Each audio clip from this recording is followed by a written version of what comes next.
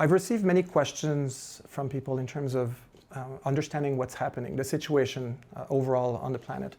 And so when we have something new like this, we don't have all the information, and that's normal, and it takes some time. So we've learned quite a bit in the last few months.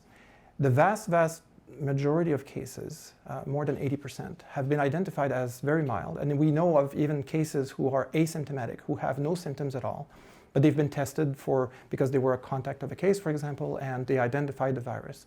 So we know that it's on the mild side for most people.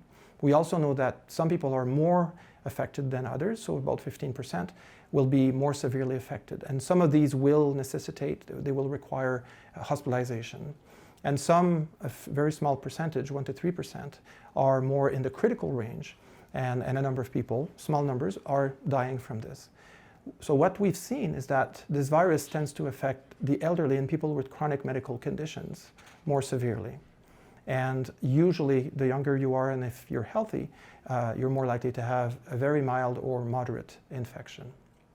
So now, that being said, we have the official numbers that keep being posted on a regular basis on the World Health Organization website. So these numbers are interesting. One, we see the number of deaths, and that seems like a big number. But when we talk about influenza every year, we're talking about anywhere from 400 million people dying to 600 million people dying worldwide. At this point, we have about not even 3,000 people who have died from coronavirus. Also, we know that we don't identify all the cases, again, because many are asymptomatic or very mildly symptomatic, and they don't necessarily show up anywhere. And so when we look at the number of people dying, on the total number of cases that we know of, we know that we're missing a number of people in that second number. And that's what we use to calculate the case fatality ratio. So that number at the beginning seems ominous because we know of the deadly cases. These are the cases that are obvious. But we don't know of all the cases. And so as the number of all the cases is growing, and as if we were to get all the cases identified, our case fatality ratio would actually decrease. So that's why this number around 2%, 2-point-something%, less than 2, is changing, because we don't have a very, very good handle on the denominator.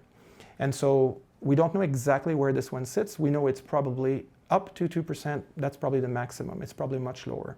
As we're learning about this, we'll see where it goes.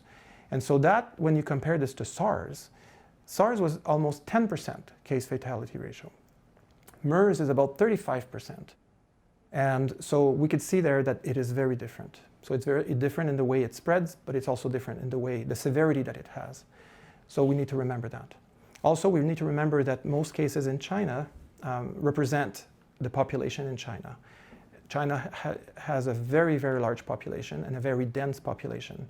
It's not exactly the same as it would be in Canada. So we also have to remember that. So those numbers are different, relatively different from what we would see in a country like ours.